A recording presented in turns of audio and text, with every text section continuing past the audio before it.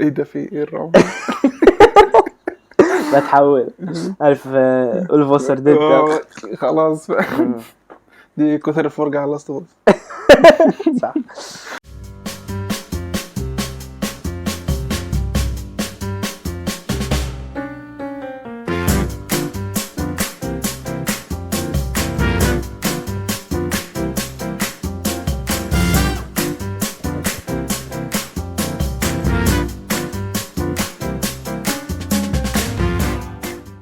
اهلا بيكم معاك. صوت عالي قوي. صح، حاسس ان احنا عبرنا. ازيكم يا جماعه، عاملين ايه؟ اهلا بيكم في حلقه جديده من سلسله اخر واحد فينا. النهارده هنتكلم على الحلقه الستة والسبعة من ذا لاست اوف اس، وان شاء الله تبقى قصيره في السريع كده ان شاء الله يعني. يا رب. طبعا مش متابع، فده يا جماعه هنحرق على طول من الحلقه الستة والسبعة. فلو ما شفتش ذا لاست اوف اس عامه فتقدر تشوف مراجعه بدون حرق والاول 3 حلقات والمراجعه عامه، والاي محطوطه فوق وممدوح هيظبطنا يعني. وبس نخش بقى في الموضوع على طول. ماشي، هنبدأ بالحلقة الستة. بص، مبدئيا الحلقة الستة انا ما عنديش كلام فيها غير الحاجتين. اول حاجة اللي كانت ليها اقل اهمية شوية هي ان هو بدأ يوريك جليمسز للباست بتاع إلي شوية، ولما وريك وهي بتتعامل مع العيال الصغيرة التانيين وبتتعامل بهوستيليتي قوي مش عارف ايه، واتكلمت برضو ان هو ان كل الناس اللي هي بتحبها مشوا وسابوها ومش عارف ايه او ماتوا. فانت بتبدأ بقى مش عارف ايه اللي حصل في الباست بتاعها وتبقى عايز تعرفه كده. وطبعا غير المكان اللي هم راحوه واكتشفوه ده وبتاع، ولقوا تومي اخيرا واللقاء ما بين تومي لا حاجه كده مش عارف، ما كنتش فاكرها موجوده في الجزء الاول في اللعبه في بارت 1 ولا لا. بس المكان ده تقريبا نفس المكان اللي بيبقى موجود في بارت 2 ويبقى فيه احداث مهمه يعني.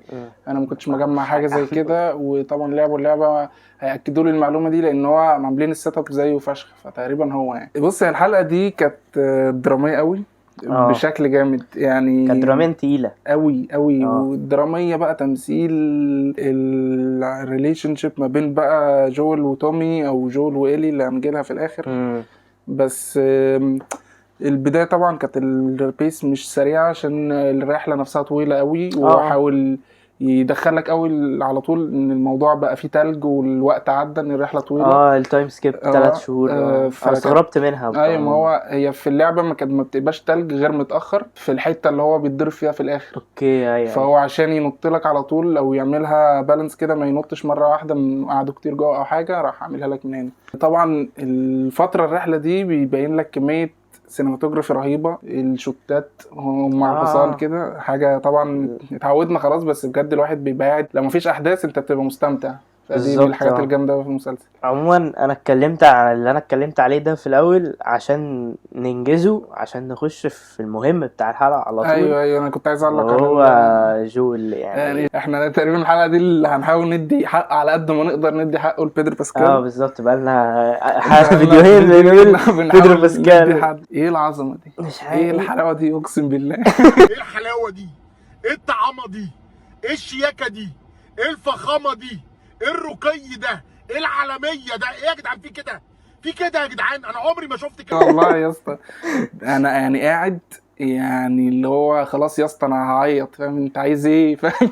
فيعني سواء بقى بيجيب لك العلاقه ما بينه وبين تومي وتومي قد ايه خلاص حاول يستقر وبقى تمام وده خلاه قاسي شويه عليه وبتاع، لما خبط وبتاع قال لك انا لو انت حياتك وقفت انا لسه وبتاع والستراجلز ما بينهم عموما. واللي هو انا دايما بالمشوار ده كله يا ابني عشان تقول لي كده. والله انا بقالي حلقتين جاي لك يا ابني طريق طويل. يعني كان اللي هو نرفزني كده، بس بعدين كان يعني الواد برضو هيخلف وبتاع فخايف، فكان ميك سنس شويه. بس طبعا اللقطه بقى ما بينه وبين الكونفرونتيشن اللي عملوها دي كانت جباره. وهو بيصلح الجزمه صح؟ قبل لا هو لما دخل عليه وهو بيصلح الجزمه حكى له بقى الحوار، فاهم، لان هو ما كانش حكى له في الاول. وفتح بقى فتحه كده، حسيت بقى خلاص ان ده مش بيدرو باسكال، وخد بقى راحته. وبجد الاتقان اللي هو عمله ده كان رهيب فشخ. انا كنت قاعد اللي هو ايه يا ابني الحزن ده، انا بجد فاهم يعني. لا كانت تقيل، واللي هو خلاني شفت اللقطه دي مرتين بتاثر بيها كل مره. فلا كانت جامده قوي الصراحه، عظيم هي يعني، بصراحة اتقنه بجد بطريقه مش طبيعيه. يعني هو كل مرة كل حلقة بيعلي بيوريك على قد التاني. ايه بيعلي على نفسه، بيوريك قد ايه هو ممكن يوصل. يعني تيجي توصل لحاجة تقول ده اعظم حاجة ايه عملها، الاداء تلاقي ده الحلقة فاهم؟ اللي بعديها بيعلي عليها، ايه ده ايه ده ولا يا اسطى ايه كل العظمة دي. البانيك اتاكس اللي كانت بتجيله، كان انا عاملها كنت حلو بحس جدا. بتاع فاهم اللي هو ايه يا اسطى مالك، اجيب لك ميه طيب فاهم؟ لا لا بجد بيحسسك كان تعبان فعلا. ايوه فالحلقه دي ركزت على اللقطات دي كلها والريليشن شيب اللي هنجيلها في الاخر. فلا بجد كانت يعني، انا شايف ان في الايمي تطبخ على نار هاديه ان شاء الله يعني. انا ما عنديش مانع، لازم احنا نبعت الجواب للإيميز الإيميز، اللي هم بيدرو باسكال لو سمحتوا. بدل ما فاهم ما داش من لكم المكان ده. لا الصراحة كان جامد أوي في الحلقة يعني. العلاقة ما بين جول وإيلي قبل الحلقة دي وبعد وبعد الحلقة دي الحلقة دي ما انا متوقع اتغيرت تماما فاهم. لما راح قال لها انا لما هو كان بيقول لتوم انا كبرت وما بقتش قد اللي انا كنت بعمله، وانت سبتني عشان انا مش عارف بعمل كذا وكذا وكذا، انا بقيت راجل كبير دلوقتي وبتاع. فهو جاب لك ان هو خايف عليها، في نفس الوقت حاسس ان هو مش هيقدر يعمل الحاجات اللي هو كان بيعملها، فقال توم يوديها وبتاع. ولما راح وقال لها الحوار ده كانت سمعت. الكونفرونتيشن ما بينهم اصلا كانت بتاعتهم كانت تقيلة جامده قوي قوي بجد، حلوة جدا. يعني بيلا رمزي بتتفوق على نفسها وتثبت ان هي لا يعني هي عامله الدور جامد قوي. ده اللي انا كنت متوقعه. انت مش شبهها، بس انت كتمثيل انت عامله المطلوب بزياده بالظبط. هي خلاص يعني اللي هو فكرة الشبه دي هي غطت على الموضوع ده كله بالتمثيل بتاعها بس. بالذات بقى في الحلقه السابعه اللي شايفينها دي بجد يعني، انا بقيت خلاص متخيلها هي شايفها إلي، يعني اللي بتعمله ده انا مش شايف إلي بتاعت اللعب. لما بقى شفت إلي في اللعبه تاني افتكرت، بس انا غير كده كنت بالتمثيل ده دي إلي بالظبط يعني. خلاص انا بالنسبه لي الشبه ده خلاص ما بقاش في دماغي. فالمواجهه بقى واللي هو قد ايه هي متعلقه بيه، وان هي هو الوحيد اللي باقي ما ماتش من اللي تعرفهم. وبقى كان لازم يحصل الحوار ان هو تقول له انا مش بنتك اللي ماتت عشان البوينتس تبقى واضحه. وهو يقول لها ما تتكلميش في الحوار ده عشان كل واحد يبقى عارف الحدود اللي هو بالظبط هيمشي بيها الباوندريز بتاعتهم بالظبط، ويبقى خلاص العلاقه باينه ماشيه ازاي بس. ويروحوا بقى ايه ماشيين وكل الكلام ده. والحته بقى لما خلاص كانت هي وتومي ماشيين وراح رايح قال لها لسه بيقول لها انت ليكي الاختيار فاهم، راح مديها الشنطه فاهم يلا يا فاهم بالظبط. فالحته دي كانت جامده قوي، بيبين لك قد ايه اللي هي بتحبه او متعلقه بيه، واللي هو من غير ما تتكلم يلا بينا نكمل المشوار بتاعنا فاهم. فبتعلق قوي بالعلاقه بتاعتهم الشخصيتين دول بالذات. فانا خلاص اتعلقت بيهم فشخ، اللي هو خلاص انا يعني لو عملوا ايه انا معاكوا فاهم. بالظبط. بقول لك بقى من النهايه هنا بقى خلاص هتحس ان هم عيله بقى، واللي هم هو وبنته حرفيا. ده اللي انا متوقعه. طيب هنخش على الحلقه السابعه. الحلقه طبعا بتبدا باللي حصل اخر حلقه ان هو ان هو اتضرب. انا كنت ناسي اصلا ان ده حصل في اللعبه، اتخضيت لا هو اصلا الكليف هانجر اللي هو سابوها لي ده انا كنت قاعد اللي هو لا حرام عليكم. يعني هي في اللعبه بيجيب لك ان هو بيحصل خناقه دي وبيقع من حته عاليه فبينزل على خازوق كده حرفيا فبيتفشخ يعني. فهو عملها لك بطريقه مختلفه ان هو ما تشوفهاش جايه، مع انك لو كانت واقعه برضه كنت هتخض، بس هو تقريبا ما عملوهاش عشان ده حصل لبطل حاجه في ووكينج ديد تمام.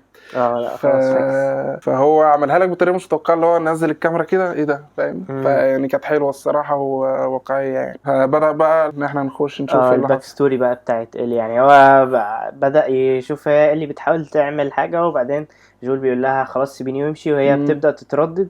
وبعدين بنشوف بقى الباك ستوري بتاعتها اخيرا. دي كانت يا جماعه ادون في اللعبه كده ساعتين. انا ما لعبتهاش الصراحه، فما كنت غير ان انا ما كنتش فاكر اصلا اللعبه، بس دي ما كنتش عارفها بقى، فانا ما كنت داخل كده. لما قلنا الحلقه اللي فاتت لما قلت ان الحلقه الخامسه ممكن تبقى هي الحلقه البطيئه اللي كنا بنتكلم عليها، لا انا للاسف طلعت غلط.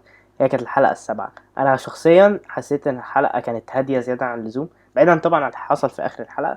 بس يعني حاسس انه لا انا يعني بنفهم الباك ستوري بتاعتها والقصه كده. انا حاسس ان ده كان تاثير البيتزا. يعني احتمال. كنا متيسين فشخ يا جماعه، كنا لسه ضاربين 3 بيتزا لارج. بس لا يعني انا معاك انها كانت هي بطيئه، بس كنت عايز اشوف العلاقه دي، كنت عايز اشوف الاجواء. انا برضو كنت عايز اشوف يعني انا لما خلصت الحلقه السادسه وبعدين شفت البريفيو ولقيت ان هي باك ستوري، ما كنتش متضايق، كنت انا فعلا لا انا عايز اعرف الباك ستوري بتاعت إلي، عايز اعرف ايه اللي حصل لها قبل ما تقابل جول وكده. انا بالعكس وانا كنت خايف يعني ما كنت عايز اكمل الجيرني بالظبط. بس يعني لما كنت بتفرج ما اتضايقتش. انا عموما لما شفت البريفيو كنت انا عايز اشوف كده بعد ما الحلقه خلصت ان هو عايز اشوف اللي بيحصل حالا دلوقتي. لما شفت البريفيو قلت تمام ماشي، ما عنديش مانع اتفرج على فلاش باك الاول. بس في وسط الحلقه بدات احس ان هم مطولين سيكا، ما اعرفش يعني، حسيت انه لا انتوا كنتوا موقفيني على كليف هانجر، انا عايز اعرف ايه اللي هيحصل وبتاع. بس طبعا اخر الحلقه بدا يبالانس الموضوع شويه، الحته الاكشن اللي في الاخر، الحته لما بعد ما تعض وكده بالانس الموضوع اداني حاجه تقيله، لا ماشي انا خلاص تمام. خد بالك ان هو ده كان مغزاه ان هو يوريك الباك ستوري بتاع إلي، الاوريجين بتاع العضه، والاول لما اخذ البيست فريند بتاعتها التاني. والصراحه يا جماعه هو يعني دراماتيكلي فليها تبرير، البت ما تعرفش ولاد خالص يعني.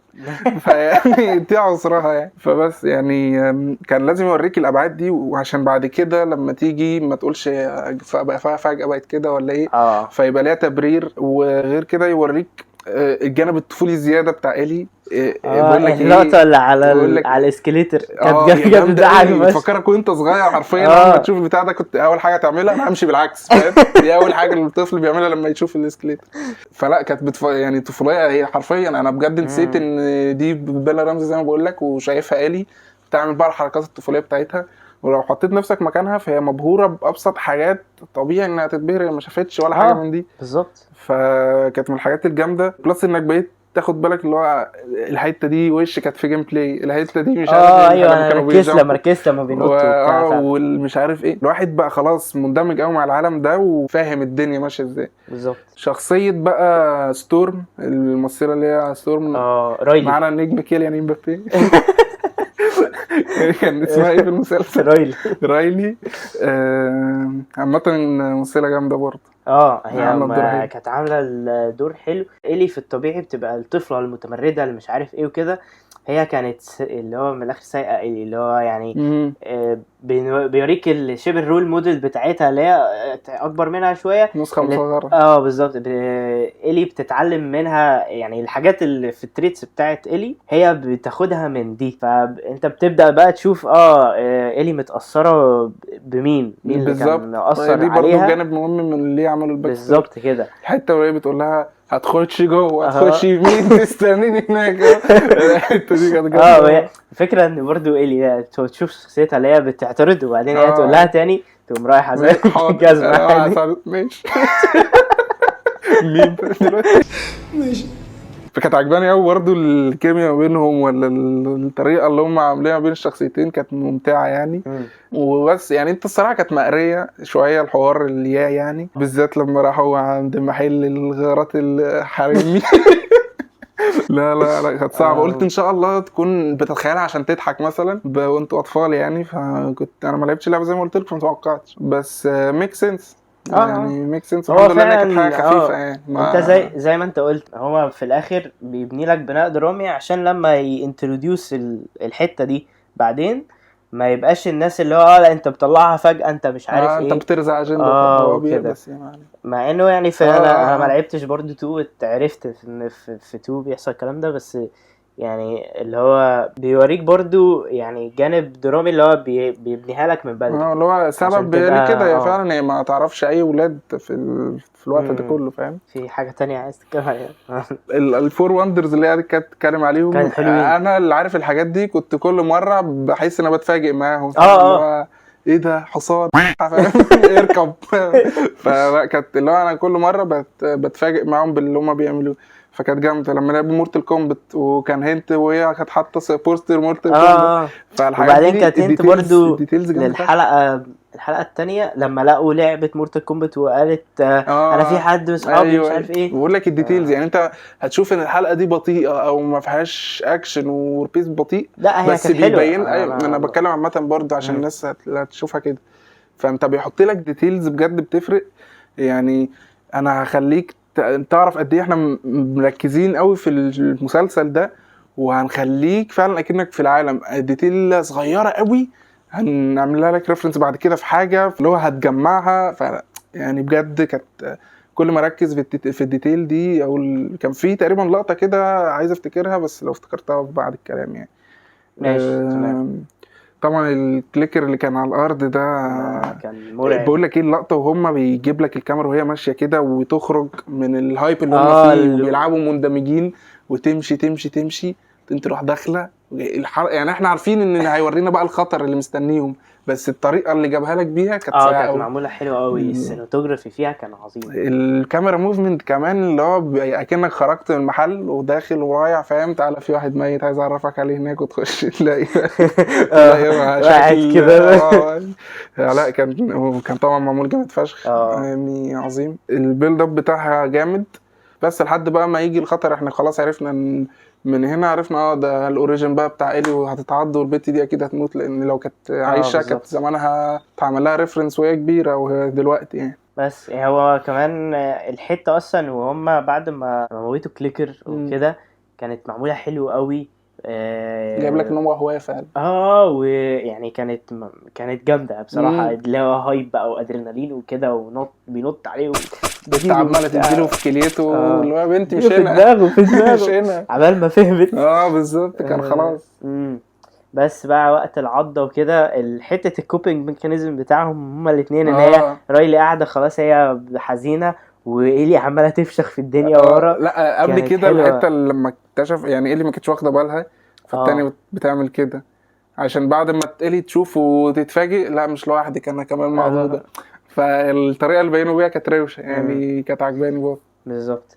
بس انا حاجه ضايقتني ان هم ما كملوش يعني سابوها لك اللي هو خلاص انت تجمع الباقي اعتقد او ممكن يقولوها بعدين هي خلاص ممكن في الاغلب يعني في الاغلب في الاخر هي رايلي ماتت وبعدين إلي الفاير فلايز جم عشان يشوفوا رايلي فين فلقوا إلي ولقوها ان هي ما تحصلهاش حاجه فقاموا واخدينها وماشيين وعشان كده هي كانت ممسوكه. انا اعتقد ان ده كان هياخد وقت زياده وكده وفي نفس الوقت ما كانش اللي هو خلاص حاجات بديهيه مش لازم نعملها اللي هو خلاص هي هتتحول انت عارف ما اعرفش بقى كانت هتبقى بس التحدي الوحيد يعملوه عشان يبينوا التمثيل الفشيخ بتاع بيلا رمزي ان هي هتضطر تقتل اسمها ايه لو هي اللي قتلتها.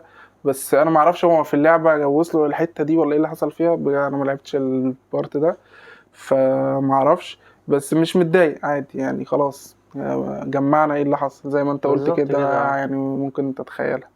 الحته بقى واللي هو جاب لك الفلاش باك كله وبعدين رجع وهي بتفتح الباب راحت قافله الباب على ان هي افتكرت ده كله فاهم وهي بتفتح الباب وهتمشي بعدين اوبا لا انا مش هعمل زي ما مش هستسلم وانا هفضل معاه لاخر دقيقه واحاول انقذه. راحت داخله فاهم تجيب البتاع تعمل لها فلوفر دي وراحت رايحه وراح الحته بقى بيمسكوا ايدين بعض وبتاع كفايه فشخ. نسيت برضه اقول على الحته اياها وهم بيرقصوا بالماسكات كان شكله عبيط فشخ. وبعدين راحت اول ما راحت مندو فاهم لا البس الماسك تاني البس الماسك تاني انا عارف اللي هيحصل دلوقتي متاكد يعني. بس الحمد لله كانت حاجه سريعه وراح داخل عليهم الكليكر اللي هو شرطه الاخلاق تاني شرطه الاخلاق الحق ده انا زود تعالى. فالحته كانت جامده الصراحه. بس فلما خلاص بقى انا هخيط لك ومش هسيبك وهتفضل وانت هتعيش مش هسيبك لوحدك بجد اتأثرت بالموضوع قوي وبقيت خلاص انت البوند ما بينهم بقت قويه فشخ. ده بقى هنشوف العلاقه بتاعتهم بجد بطريقه اقوى فشخ ومختلفه في حلقتين 3 ليه مش عارف. ان شاء الله ما يكونوا كان نفسي يبقوا 10 بس يعني لو 9 احنا هنعمل ايه بعد المسلسل ده؟ مش عارف بجد انا بحب الحلقه دي، بحب الفيديو بتاع لاست باس ده فشخ يعني. هنشوف اخر واحد ساعتها. فينا هيروح احنا نكمل السلسله من غير مسألة. بس ان شاء الله الفيديو ده ما يبقاش طويل يا جماعه، ان شاء الله يكون عجبكم. ناقشونا في الكومنتس طبعا وقولوا لنا ايه رايكم، والمتابع اللي على طول بيتابعنا شوت اوت لرانا شام يعني قول لنا رايك في الكومنت والدنيا الجميله دي. ولو عجبكم الفيديو دوسوا لايك، متنسوش لايك سبسكرايب وكومنت شير بقى والجرس، كل الكلام تفرق يا الجميل. جماعه والله. بس ولو عايزين بقى تشوفوا حاجات تانية هتلاقيها ظاهرة قدام. بجد بتظهر قدام. بعملها يا اسطى، بعملها تظهر قدام. بيبقى في فيديو هنا وفي حاجة هنا. والشانل هتبقى فوق دماغي في حتة كده فوق انت فوق دماغي على دماغي، عارف انا طلعت في التلفزيون بس عليك. ايوه حطها في وشك. بس زي ما قلنا كده. اشوفكم بقى على اخر حلقتين. يلا سلام. سلام.